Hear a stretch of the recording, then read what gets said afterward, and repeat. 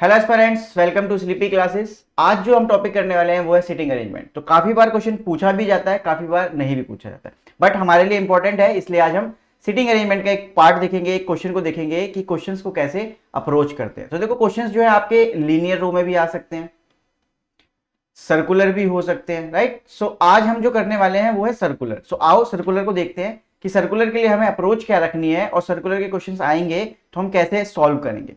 ठीक है, तो यहां पे बोला गया है कि 8 person are sitting around a circular table. ठीक है, 8 पर्सन से आप कभी सर्कल बना के मत करने की कोशिश करना, आप सिंपल ये रखना, आपको इजी रहेगा। ठीक है, और हमेशा दो कंडीशंस लेके चलना कि आप 8 लोग बना रहे हो तो सिंपल दो कंडीशन हमेशा लेके चलना।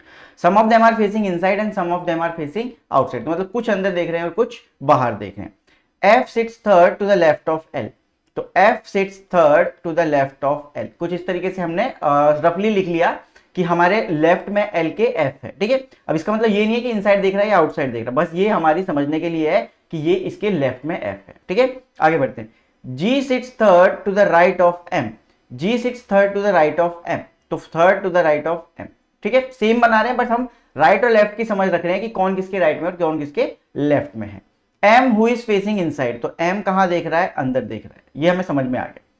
E sit second to the left of G, E जो है वो second to the left of G है, तो E जो है वो second to the left of G है यहाँ पर। ठीक है, both K and H sits immediate left to each other, तो K और H एक दूसरे के कहां पर है, लेफ्ट में, मतलब एक का फेस अंदर होगा और एक का फेस बाहर होगा, ये 100% श्योरिटी यहां पर है। ठीक है, चलिए आगे बढ़ते हैं। Only 2 people sit between E and I, so E और I के बीच में सिर्फ 2 लोग हैं। अब ये नहीं पता कौन किसके राइट में है या कौन किसके लेफ्ट में है, बट दोनों के बीच में 2 पर्सन होंगे, सिर्फ इतना पता है। F faces same direction as H, तो F और H की जो डायरेक्शन है वो सेम होगी, ये हमें बताया है, बट अपोजिट टू L, और L से ऑपोजिट होगी। ठीक है, तो F और H की सेम होगी, F H की जो होगी उसके ऑपोजिट वाली L की होगी, मतलब अगर F और H अंदर देख रहे हैं तो L बाहर देखेगा, एंड वाइस वर्सा।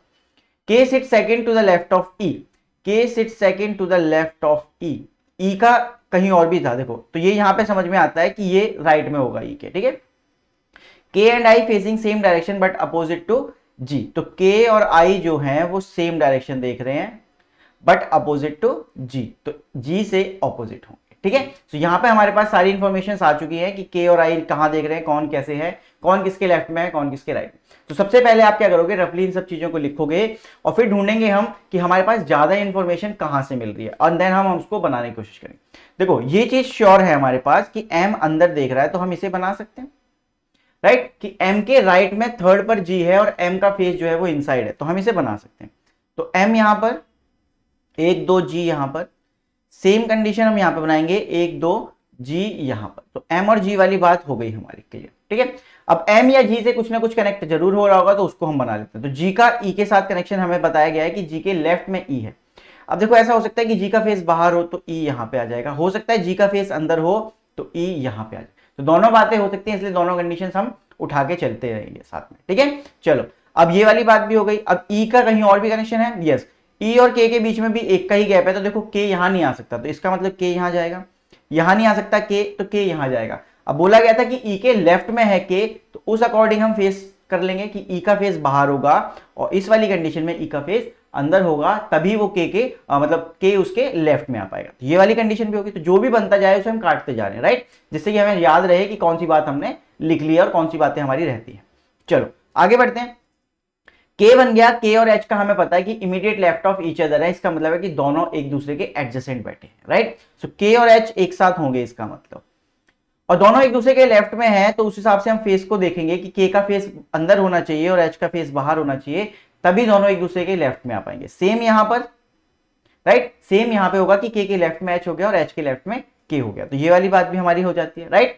अब यहां पर हमारे पास क्या बचता है, E और I के बीच में 2 का गैप है, तो E ये रहा 1 2 I यहां पे आ सकता है, 1 2 I यहां नहीं आ सकता, तो I मेरा यहां पे आ जाएगा। इस वाले में भी I के लिए सिर्फ ये जगह बचती है, तो I यहां पे आ जाएगा। ठीक है, सो E और I भी हो गया क्लियर। अब क्या बचता है हमारे पास, F और L बचता है। F और L के लिए यहां पर बोला गया कि L के लेफ्ट में थर्ड पर F है। ठीक है, कोई बात नहीं, अभी हमें पता ही नहीं किसका फेस किधर है, तो F और L ऐसे हैं, कुछ यहां पर भी हो सकते हैं और यहां पर भी F और L कुछ इस तरीके से रह सकते हैं। ठीक है, सो F और L बन चुके हैं, बट ये नहीं पता कि L किधर है और F किधर है, क्योंकि L के लेफ्ट में F है, ये श्योरिटी है। ठीक है, अब फेसिस को देखते हैं कि हमें फेसिस बताए गए थे। एल का फेस एच से अपोजिट है, तो एल का फेस जो है वो अंदर होना चाहिए, राइट।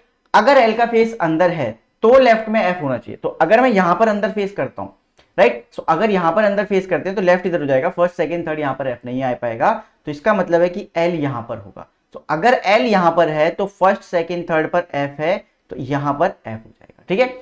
ऐसे ही दूसरी कंडीशन को देखते हैं, एफ और एल वाली बात को, ठीक है।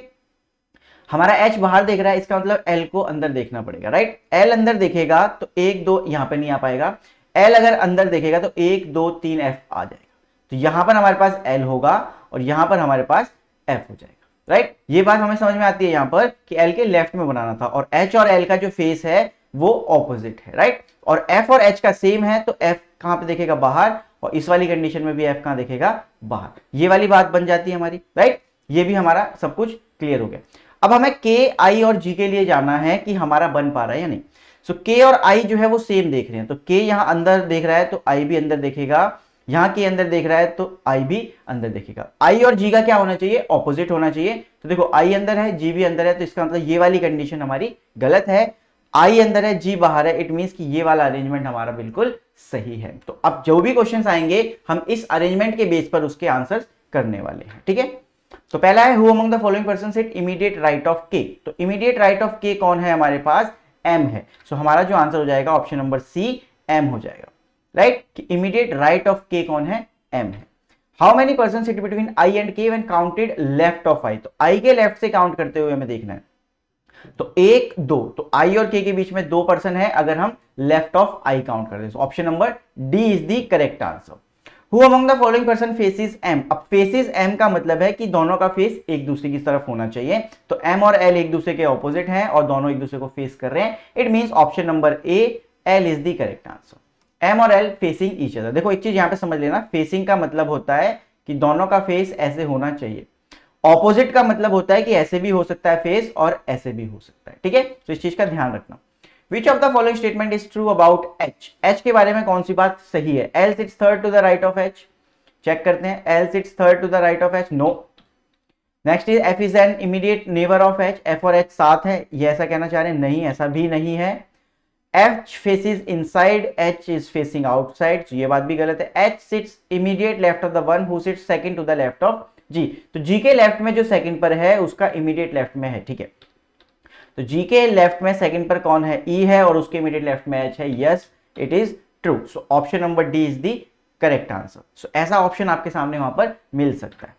What is the position of E with respect to F. तो एफ के रिस्पेक्ट में ई की पोजीशन चेक कर लेते हैं। तो एफ के रिस्पेक्ट में अगर आप देखो तो फोर्थ टू द लेफ्ट और फोर्थ टू द राइट हो सकता है, दोनों में से कोई भी बात हो सकती है, फोर्थ टू द लेफ्ट और fourth to the right. So यहां पर हमारे पास है fourth to the right. So option is D, option number D is the correct answer. तो इस तरीके से आपको अप्रोच करना है सिटिंग अरेंजमेंट को, ठीक है। आई होप आपको ये समझ में आया होगा और आप आगे जब भी आपके क्वेश्चन आएंगे तो आप अप्रोच कर पाओगे। तो मिलते हैं अगली वीडियो में, तब तक ध्यान रखें एंड कंसिस्टेंटली प्रिपेयर करते रहें। Thank you.